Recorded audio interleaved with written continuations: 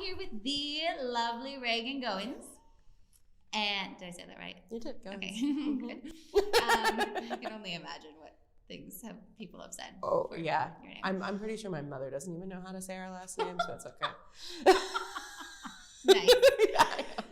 And Regan is going to be talking about what she wishes, if she could go back, what she would do differently, all of that kind of stuff. But for people that don't know you, could you give a little blurb about yourself? Where did you go to school? What was your degree program? All this stuff. Yeah, I grew up in Marysville and was part of Swingers Unlimited and did an encore show and summer theater workshop and all of those things that existed. And then I decided to go and be an acting major at Texas State University. Thank God they chose me and allowed me in. So I did that that's around in Austin, Texas area, San Marcos, and beautiful education there. After that, oh my gosh, I mean, I've done world premiere stage plays, a couple films. She did my first film when I was still in college, which is pretty crazy, and I'm not sure I recommend, but but that's fun. And then, yeah, I spent 10 years in the system, mostly in the Southwest, just working and doing all the stuff. And yeah, moved back home, and the lovely Chelsea allowed me to teach at her beautiful school. Come here. No, it's great. And so we direct stuff around here and do the teachings and the things. Yes. Yeah. Yes. And tell us, what was your experience like in college? I think it has to start with before college, because acting wasn't a thing in Marysville. It's still working on being a thing, right? I mean, that's something that we're bringing to the community, but show choir was a thing. And the play, there weren't even straight plays. The first straight play ever in Marysville, I think, was my senior year. And I wasn't a part of it because I was auditioning. And so it was all musicals, and it was very much about the singing and very much about the dancing. You had dance schools, and you had voice lessons, and you had show choir, and that was it. So I was originally going to be a musical theater major, thinking, yeah, let's go do that, because that's all that existed. I didn't know that a straight acting path existed. So bless my beautiful mother, obviously saw that there was a lot of competition, and it's not easy going into this business, especially as a girl. And so she got me some specific college audition coaches that tailored my whole experience, and that was really awesome. Through that, and I did a summer theater thing at Interlochen, and something through, I think it was Otterbein or Heidelberg or something, like all of these different things. What I started to realize was I know nothing. my really confident little drama queen of a 18-year-old knew absolutely nothing about what she was doing. And I remember going into my college audition coaching. We had song coaches who were fantastic, and I had an acting coach as well.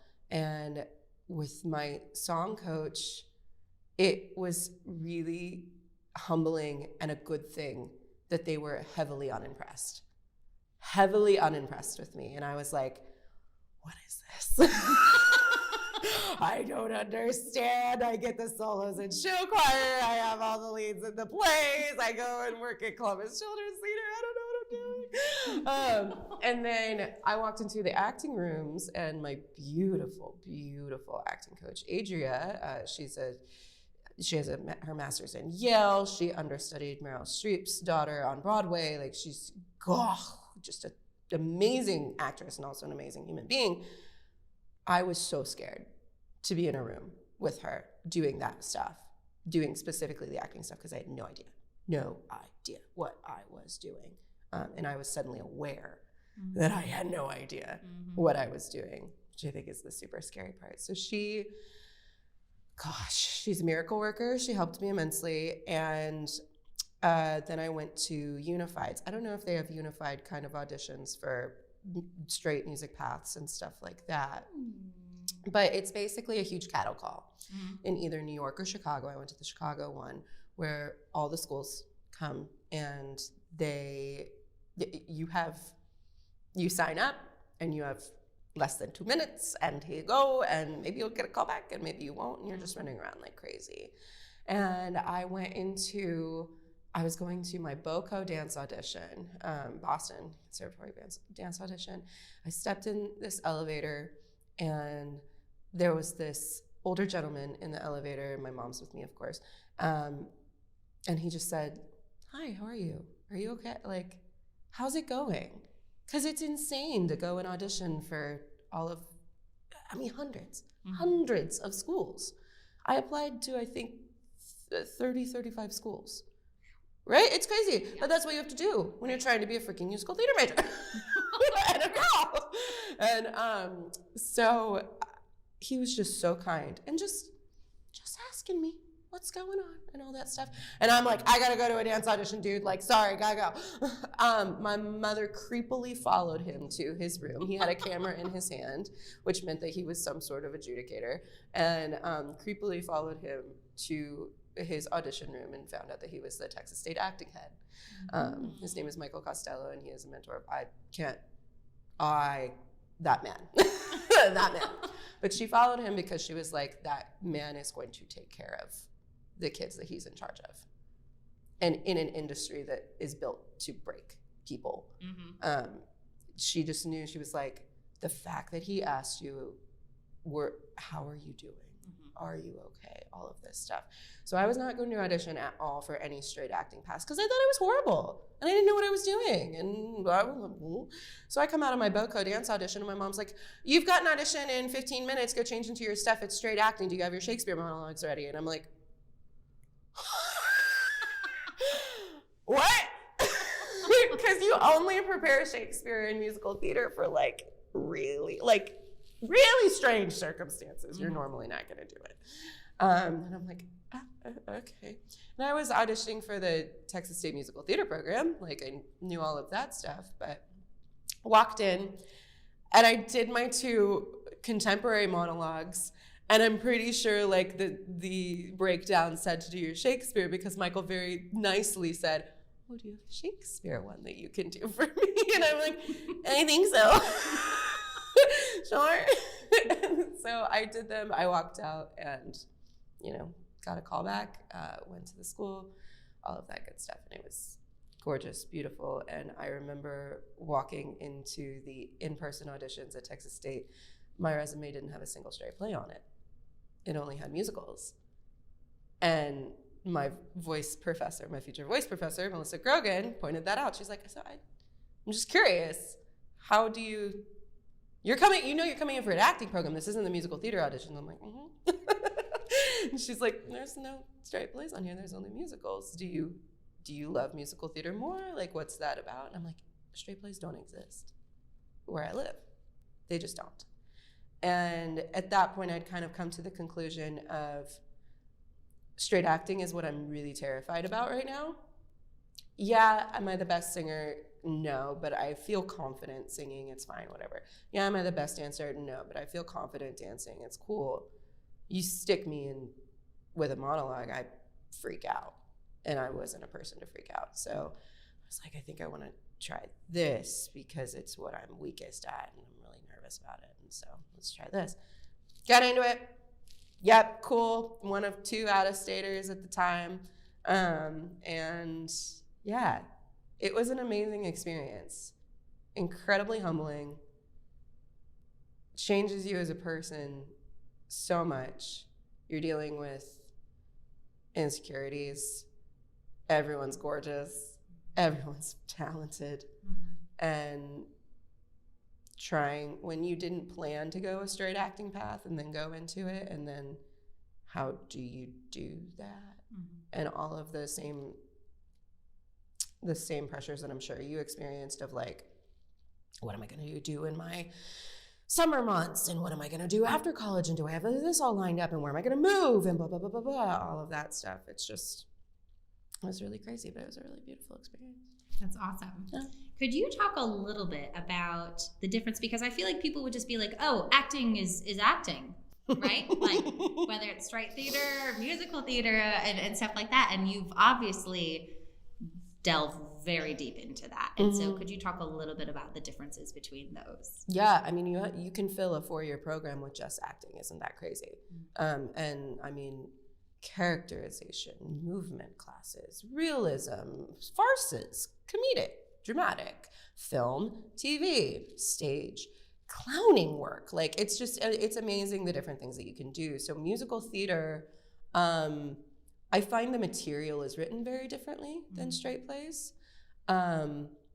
For instance, musical theater, you're always asking yourself the question of, why am I singing right now? Why am I driven to sing at this moment? Because it's something special. It's something kind of electric that has to happen for that to occur in real life. And sometimes, depending on the musical, if you're doing like, Next to Normal, it's not this way, or you're doing Spring Awakening or something, but okay, anything goes. It's a little pomp and circumstance. It's a little presentation. It's a little more right? And straight plays, I mean, you've got farces, which are all about comedy indoors and things, and then you have desperate, Tennessee Williams, like straight up, here are these really difficult human emotions that you're trying to tap into and move through and all of that. And so I always like to say that theater in general is about words in storytelling. The script is epically important, and the thing that's going to get the story across is words. Film and television is all about pictures. You can watch a silent film and it still tells you a story, and it'll still make you feel things because you're just looking at these beautiful pictures that are making you feel things. But those are two big differences. A lot of our the musical theater program at Texas State is literally top notch. Caitlin Hopkins, and everything that she's created is just disgustingly beautiful. And the kids that she brings in are insane. I lived with some of them for a couple of years, and you just hear them sing in the shower, and you're just like, okay, that just comes out of you.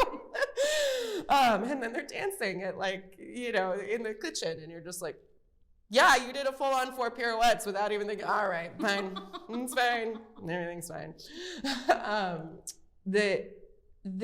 She very smartly put them in a lot of our classes and a lot of the acting classes and a lot of the film workshops and things like that, brought them in for all of those things because it's just as important to them to have that extra skill set. I think they just use it in a slightly different way, but I've seen a lot of musical theater actors do straight plays, a lot of straight play actors do musical theater. I very luckily was able to take dance classes with the musical theater majors. I was in a musical my freshman year and took Singing for the Actor with Caitlin Hopkins, their head, so it's still had a part of it.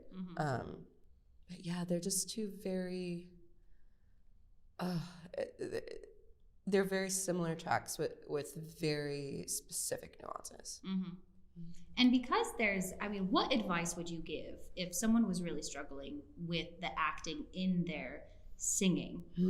Because sometimes there's like random pauses that you have to wait, or for instrumentation or things like that. And how do you find a sense of realism within that still? Yeah, we talked about this a lot with Peter Pan, is you earn your pauses, meaning that pauses in theater, they don't have that undercurrent. They don't have the music doing the storytelling for them. Music continues to tell the story through singing, and ultimately, I think, like, you and I are talking, and this is what I think about. I have thoughts going in my head through the whole time that we're talking that may not be coming out of my mouth. And if I take a pause, I can still fill the space with active thoughts in life. And that's what they have to do with large pauses, musicality, all of that stuff. And normally it's a hint. When you have these long musical bits, these pauses where you're not singing, that is such a gracious clue to you that something big is happening. Mm. Something big is happening in your brain that is getting you to that next moment. Something big is happening here. So I just always encourage them to listen to what that music is. What do you think the music's saying? Because music is always telling the story. Look at your before and your after in that piece of music. Where did I start? Where am I going to? And ultimately, what am I trying to still achieve in that moment? Mm-hmm. Yeah. There was I can't remember what the quote was, but there's some quote about the rest being more important than 100%. The silence is more important. So 100%.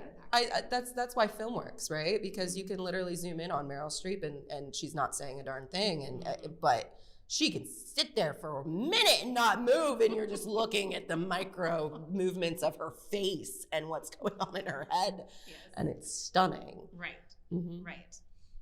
Let's segue a little bit into if you could go back. If you could go back in time, would you do things differently? Yeah, I think you always would, right? Yeah. I don't know. I think I always would. I had a beautiful journey that led me to where I am right now, and I'm very gracious for that journey, and that was the way that it was supposed to happen. But I'm smarter now, or I have different feelings, or, all of that stuff. I was a heavily jealous person in college and in high school, and just naturally in my younger years, I was really jealous. So being in this place of heavy competition where it was always one of my best friends who was my type, and we were always going up for the same things and all of that, and that would cause really huge friction in life.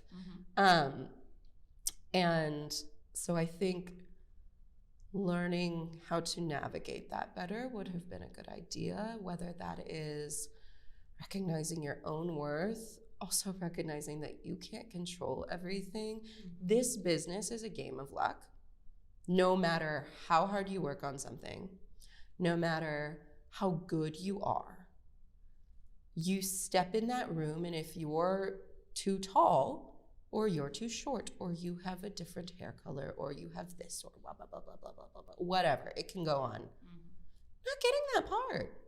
That's just how it is, and it's not personal. I think that's the other thing that you learn is it's not personal, right? You have no idea what's going on politically behind the table or whatever, and so learning all of that stuff earlier would have been really nice.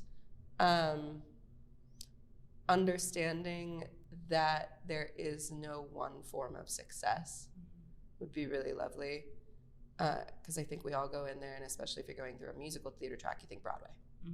You're going in for a straight acting track with film, you think LA. And you think that your life is almost manufactured for you, and you don't have the means of saying, oh, do I really want to live in a 600-foot apartment in, Upper West Side in the middle of December for the rest of my life? That has implications. Can you never have a dog? That's something I never thought about, and me with 3 dogs now. You're never going to have a dog. Majority of, actually I can't even think of one of my friends who live in LA right now don't live without roommates. And that's your daily life, Right. You might get on a film set maybe once in a couple months in real life, or, you might get on a film set once a week or whatever. But your daily life is really what fuels you and what allows you to continue on to those forms of success. So I think that would have been lovely. I think knowing that you don't have to please everyone, because in this business there is no right and wrong. Right. You're teaching a student, I'm teaching the student, and we could tell them absolutely 2 separate things, and neither of us are wrong. Right. It's just subjective. Right.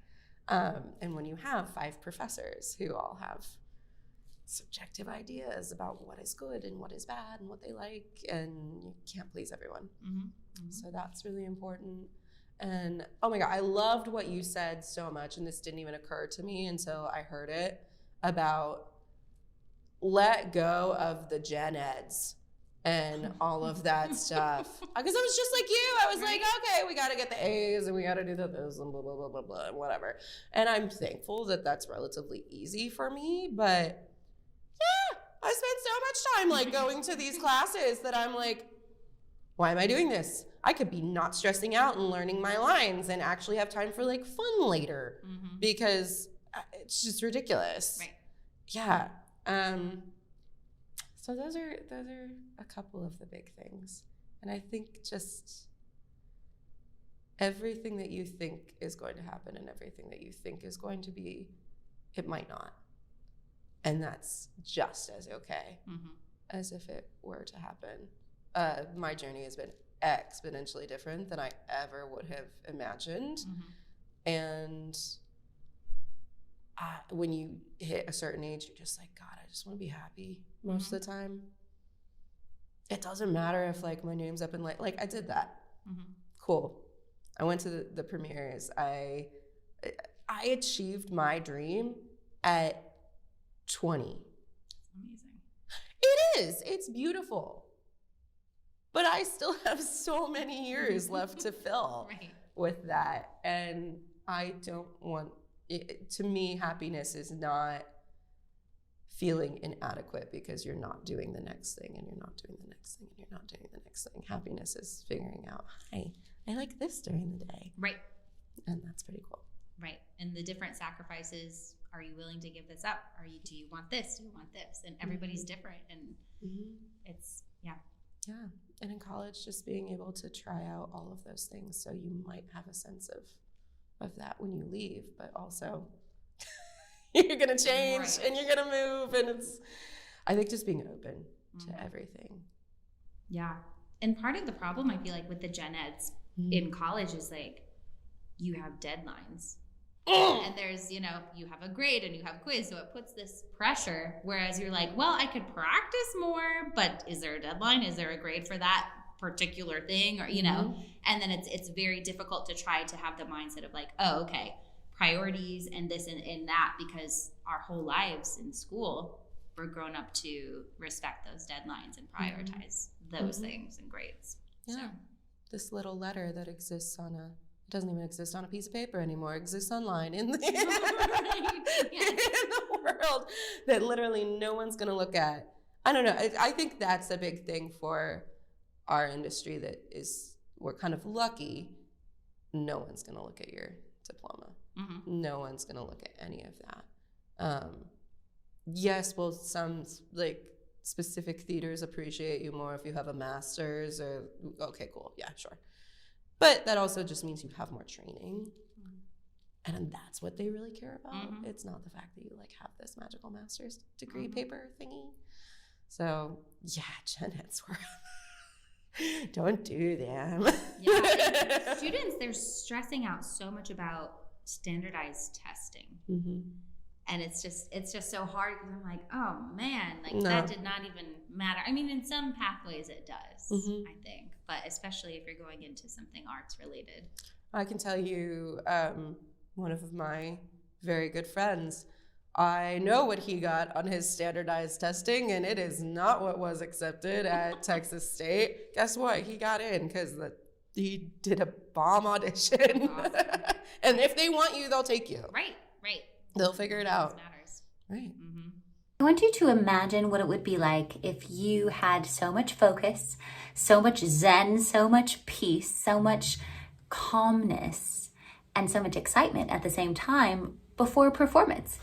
As in, like, you're not getting in your head, you're not freaking out, you're not becoming a basket case, or you're not a hot mess. So if you feel like sometimes that is you, imagine what it would feel like if that wasn't the case, if that wasn't a problem anymore. It would be pretty awesome, right? So what is the first step to that? Working with your mindset. So if this is something that's of interest to you, I recommend going to stopcaringwhattheythink.com. If you're a performer and you want to have more confidence, if you want to get out of your head, these are tips and tricks that I'm offering to you for free. It's a free resource that can help you have more confidence, to manage that anxiety, and just to feel like you can enjoy life again. You can enjoy performing. That's what it's all about, right? So, stopcaringwhattheythink.com. Thank you so much for tuning in this week. I hope that you enjoyed it and learned something. Don't forget to like it and subscribe to the channel. I post new videos every Wednesday and a new podcast every Friday. Thanks.